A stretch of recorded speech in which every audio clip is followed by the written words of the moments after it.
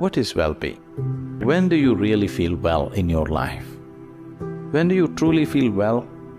When you're very happy, you're well. Even if you're physically ill, you're still well, isn't it?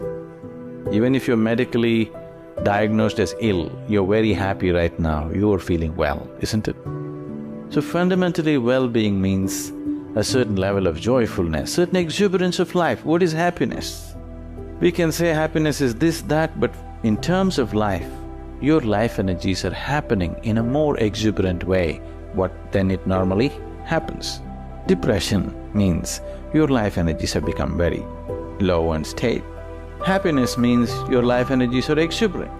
There are many ways of describing happiness, but only those who are happy know what it means to be happy. There is nobody who's not been happy. Everybody's been happy. But the problem is they're not able to maintain it, that's all, isn't it? Everybody's been happy. In the last 24 hours, how many moments of joy have you known? 1, 2, 3, how many? Maybe you can count on your fingers. Many people have nothing to count. When you were 5 years of age, a child, how many moments of joy did you know in 24 hours? Lots of them, isn't it? Somebody had to make you unhappy. Now somebody has to make you happy, isn't it? The whole equation has gotten reversed somehow. All this effort of life, everything that you did, education, career, business, family, whatever you did, everything was in pursuit of happiness, is it so? Everything that humanity has done on this planet is in pursuit of happiness, is it so? In the last 100 years, we have done too much on this planet. With the use of science and technology, we have changed the very face of this planet. Today, we have the kind of comforts and conveniences that no other generation could ever even imagine. Yes? What royalty could not afford 100 years ago, today average citizens have, isn't it so? Aren't most of you driving chariots with 100, 200 horses? Yes? Even kings could not afford this.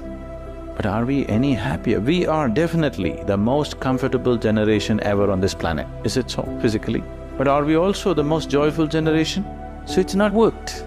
Science and technology has brought enormous amount of comfort and convenience to our lives. Things that we could not imagine just 25 years ago are just a living reality today, isn't it?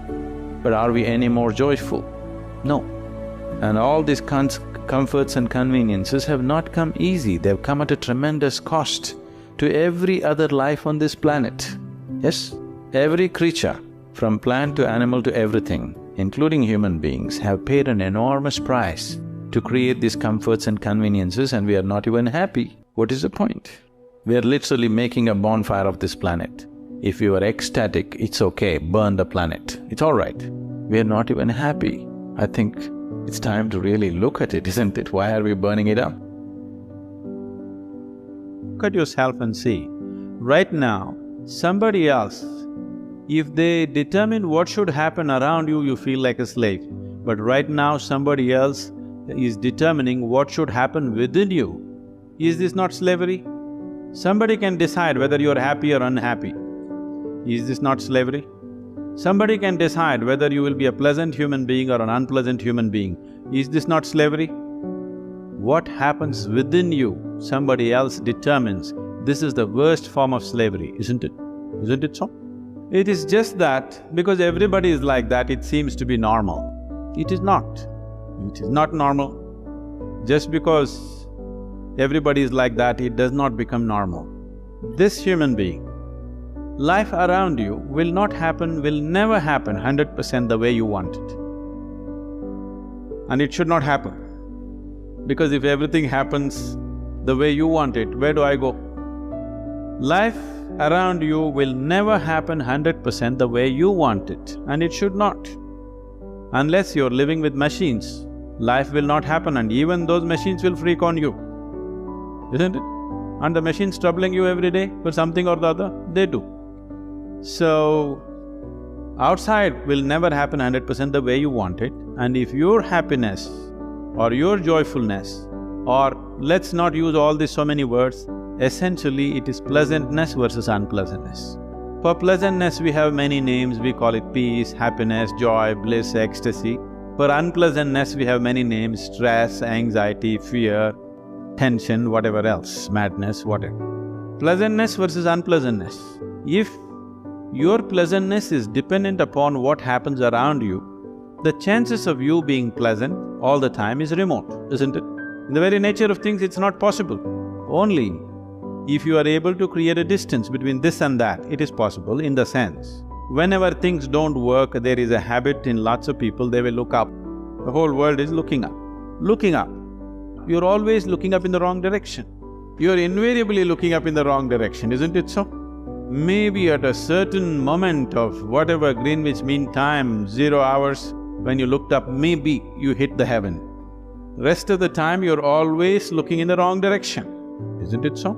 So in this cosmic space, is there somebody who knows which is up and which is down? Does somebody know? Huh? Is there somewhere, is it marked this side up? Nobody knows which is up, which is down, it's just an assumption, isn't it? Do you know really which is north, which is south? In the real sense, do you know what is north and south? It is just for our convenience, we just fixed it, isn't it? Yes or no? Do you know what's east and west? No. Do you know what is forward and backward? You do not know. None of these things you know. There is only one thing you can be certain of right now. This is, you know what is outward, what is inward. This one thing you're sure, isn't it? This is inward, this is outward. This is the only privilege you have. What is outward, what is inward, this is all you know. Just in case someday if you get enlightened, you will lose that also. That's what happened to me. Now I don't know which is inward, which is outward, which is me, which is not me, that's why I'm all over the world. Because I don't know whether this is me or that is me. Where do you see me right now? Within yourself. Where do you hear me right now? Within yourself. Where have you seen the whole world?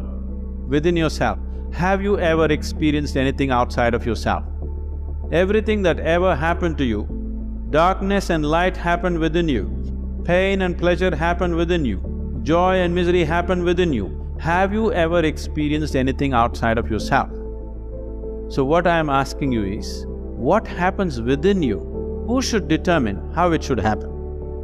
What happens within you? Who should determine how this should happen? Somebody else? Definitely you should determine what should happen within this, isn't it? So if you determine what's happening within this, your whole experience of life will be determined by you, nobody else but you, isn't it? The events around you may not be determined by you, but how your experience of life is on this planet is 100% determined by you if you take charge of this. If you leave it loose, just about anybody will determine it. They will. Not consciously, they also like you by accident. How does one manage to find happiness? One simple thing is, every human experience has a chemical basis to it. What you call as peace is one kind of chemistry, what you call as happiness or joy is another kind of chemistry, ecstasy is one kind of chemistry, agony is another kind of chemistry, anxiety another kind of chemistry, stress another kind of chemistry. All levels of pleasantness and unpleasantness is rooted in a certain chemical background within you. Okay. Or in other words, what you call as this is a certain chemical soup. The question is only, are you a great soup or a lousy soup? Now, if I give soup-making ingredients to 10 different people, the same ingredients, 10 people will not produce the same soup. Sure. 10 soups will taste in 10 different ways, though the ingredients are same. Similarly, all of us are made with the same ingredients, but see in how many different ways we made ourselves. So it's time to pay attention to soup making, that this is a great soup, this is not a lousy soup. If you establish a chemistry of blissfulness, Right. that's how you will be. This is what we're teaching people. We are not advising people to be happy or peaceful. We are teaching them how to engineer your chemistry the way you want it. You create a chemistry of blissfulness, then why are you bothered about being happy? That's how it'll be. Not a single day passes for me without witnessing tears of joy and love around me. Every day, somebody will be shedding tears of love and joy. I don't think there's a better way to live in this world, and all of us should strive to create our own circles of joyfulness and pleasantness around us. Because If you're not joyful by your own nature, if you're always going around with the fear of suffering, as long as fear of suffering is there within you, you will never walk your life with full stride. It'll always be half a step.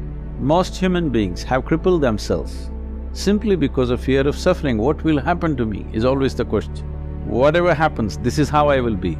If this assurance comes to you, only now you will want to scale the peaks of life and see, what about it? If it happens, makes no difference to you. If it doesn't happen, makes no difference to you. That's when you would like to really explore every dimension of life. So first and foremost thing is this, that your way of being is not determined by what's around you. If you bring this one aspect to you, there is no fear of suffering. Once there is no fear of suffering, you will traverse the breadth and length of this life without hesitation.